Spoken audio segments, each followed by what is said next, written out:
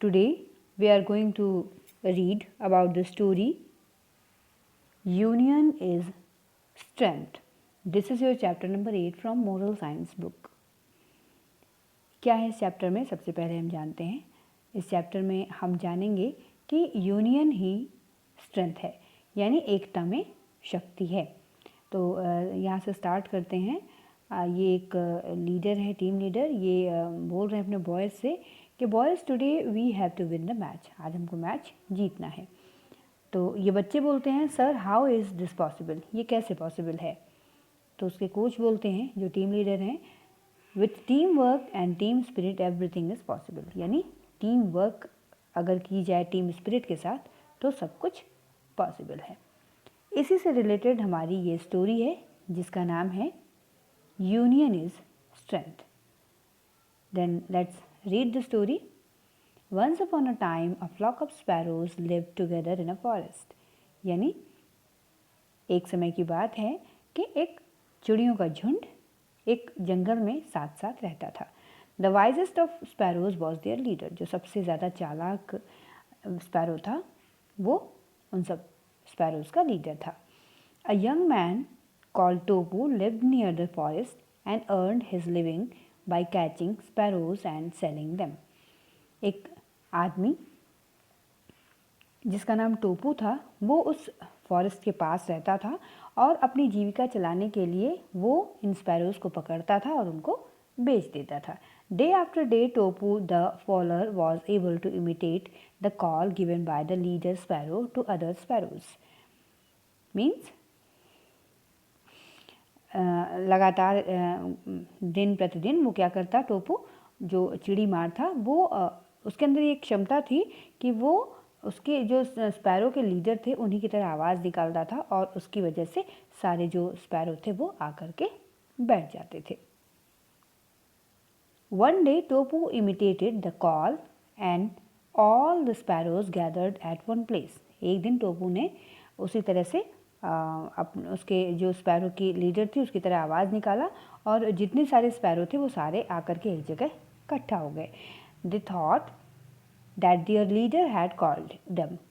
सारे स्पैरोज ने सोचा कि उनका जो लीडर है वो उन्हें बुला रहा है।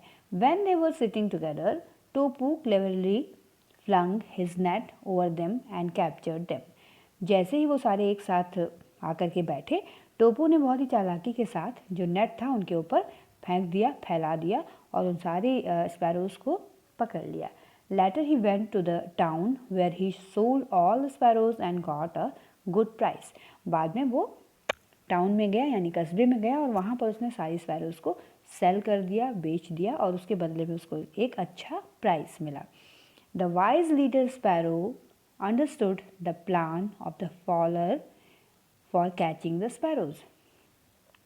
जो लीडर था वो बहुत ही बुद्धिमान था और लीडर स्पैरो समझ गई कि फॉलर का क्या प्लान है, क्या प्लान है, उन जो स्पैरोज हैं उनको पकड़ने का प्लान है।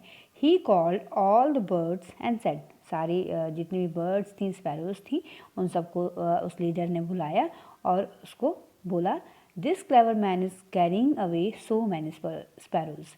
इस चालाक आदमी ने बहुत सारे स्पैरो को पकड़ लिया है और ले गया।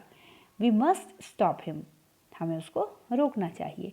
आई हैव अ प्लान, मेरे पास एक प्लान है। Next time he throws a net over you, each of you must put your head through one of the little holes in net and then all of you must fly away together to the nearest thorn bush with the net.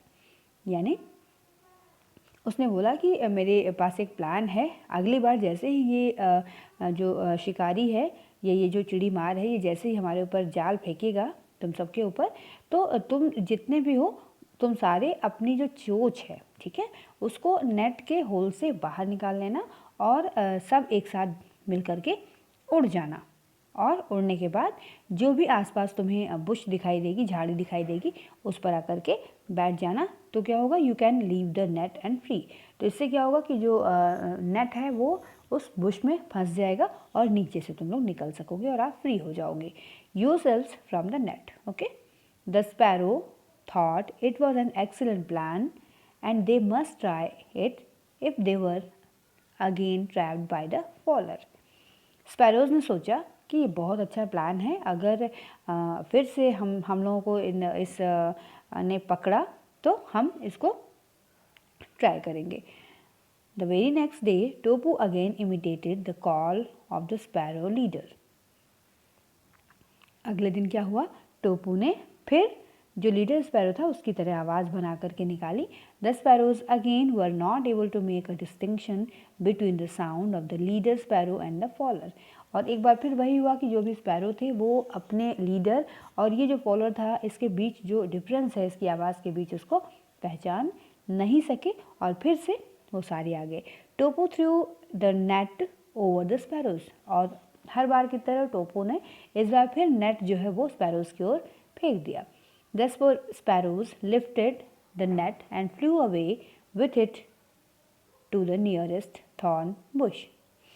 Sparrows ने क्या क्या किया, जैसा उनके leader ने बताया था, उन्होंने नेट को उठाया अपनी चोंच में फंसा करके और वो उड़ चले और उनके पास जो थॉर्न बुश थी, झाड़ी थी, उस पर जा कर के वो सारे बैठ गए। उन्होंने नेट को उस पर फंसा दिया। They left the net over the bush and reported this incident to the leader sparrow that his plan was successful. इससे क्या हुआ कि वो जो नेट था वो वहीं पर झाड़ियों पर छूट गया और क्या हुआ कि जैसा लीडर स्पैरो ने बताया था वही हुआ और लीडर स्पैरो का प्लान जो था वो सक्सेसफुल हुआ। A very good opportunity slipped from the hands of Topu and his net also got damaged in the thorns. और एक बहुत बड़ी जो अपॉर्चुनिटी थी वो उस टोपू के हाथ से निकल गई और हुआ यूँ कि जो उसका नेट था टोपू का वो भी बुशेस में चुकीली झाड़ियाँ थी इसलिए उसमें फंस करके वो भी डैमेज हो गया। He went home empty handed, और उसको घर खाली हाथ जाना पड़ा। His wife was upset because he was not bringing home and money those days any money those days. उसकी वाइफ बहुत ज़्यादा अपसेट हो गई क्योंकि इन दिनों वो कोई भी अर्निंग करके नहीं ले आ पा रहा था पैसा। Topu said to his wife, Topu ने अपनी वाइफ से क्या बोला, the fact is that those sparrows are working together. असल बात यह है कि वो सारे स्पैरोज एक साथ काम कर रहे हैं, मिलकर काम कर रहे हैं। The moment my net falls over them they fly away with it together and leave it over a thorn bush. जैसे ही मैं नेट जो है उन स्पैरोज़ के ऊपर फेंकता हूँ, ये जो स्पैरोज़ हैं वो एक साथ उड़ करके किसी थॉर्न बुश पर जाकर बैठ जाते हैं और वो फ्री हो जाते हैं। The sparrows are working unitedly. जितनी भी स्पैरोज़ हैं वो एक साथ मिल करके काम कर रही हैं।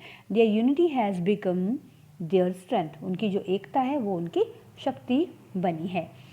दे know that if they work as a team no follower can catch them. वो जानते हैं कि अगर वो साथ में मिलकर काम करेंगे, एक टीम की तरह काम करेंगे, तो कोई भी फॉलोअर यानी चिड़ी मार जो है वो उनको कैच नहीं कर सकता है। क्या मोरल है स्टोरी का? The moral of the story is there is more power in unity than division. यानी अगर हम संगठित होकर के रहते हैं, एक साथ रहते हैं, तो हम बहुत पावरफुल हैं। इसके अलावा कि हम अलग अलग रहें, एक साथ रहने में शक्ति है, एकता में शक्ति है। This is the moral of the story. Okay students.